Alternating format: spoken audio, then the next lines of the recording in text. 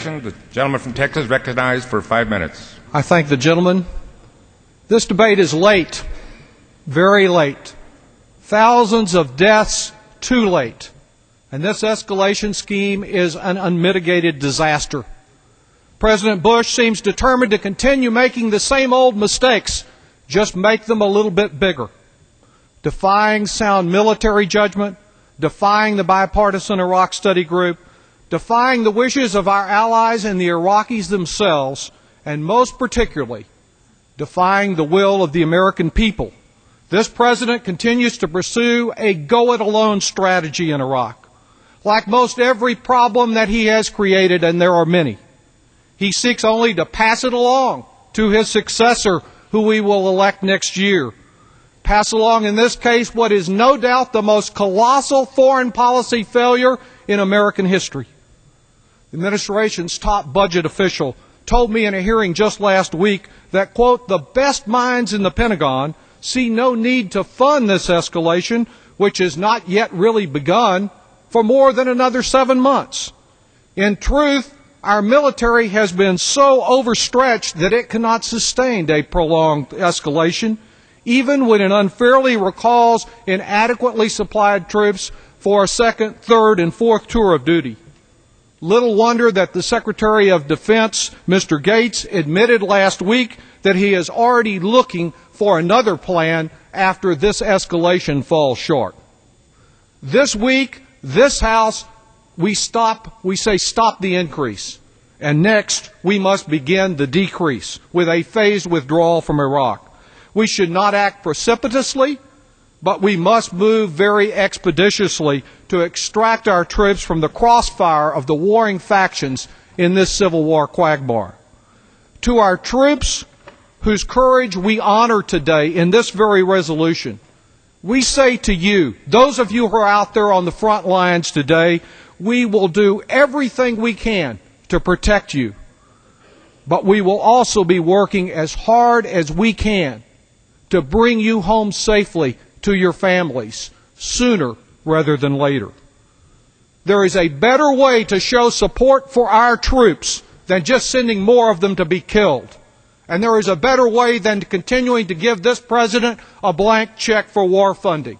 Unless we move forward to place firm limitations on the appropriations, we will leave this war-making president constrained only by Dick Cheney's imagination.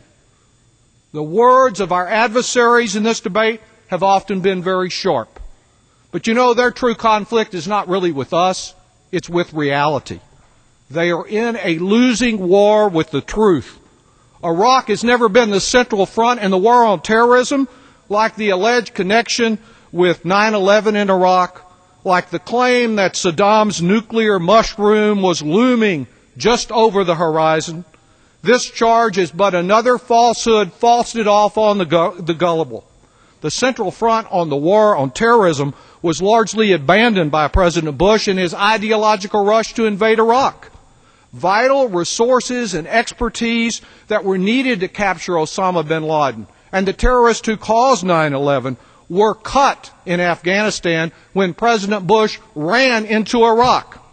The real war on terrorism suffered a major setback from which today it has still never recovered. That is the only cut and run that now endangers our families. Nor does this debate in the People's House embolden the enemies of democracy when we exercise democracy here in America.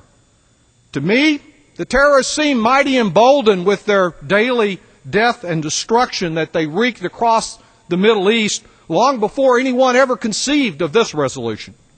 Frankly, it is the administration that is the terrorist top recruiter. As we predicted at the outset, this war is creating new generations of terrorists who view it as a war against all Islam. We cannot kill our enemies fast enough with the current policies creating more of them every day. And now this president is stoking the flames of war with Iran. Ironically, that's the only country in the world to have directly benefited from his attacking Iraq. Widening the war to Iran with the macho slogan that boys go to Baghdad, but real men go to Tehran, risk an even wider even more disabling debacle that could eventually envelop our families in a third world war. Having failed entirely to learn any lessons from Vietnam, this administration seems to have already forgotten our experience in Iraq. Some here who profess to be conservative, may I have another minute? Yield the gentleman an additional 30 seconds. Some here who profess to be conservative have been very liberal with billions of misspent taxpayers' dollars, and very liberal with the blood of others in the sands of Iraq. President Bush was absolutely correct when he personally declared his war in Iraq to be a catastrophic success. He has certainly been successful at creating one catastrophe after another in Iraq. Our nation is great enough with sufficient resources, creativity to change course, but each day we delay, we sink further into a quagmire from which fewer and fewer good choices remain. Gentleman from New York.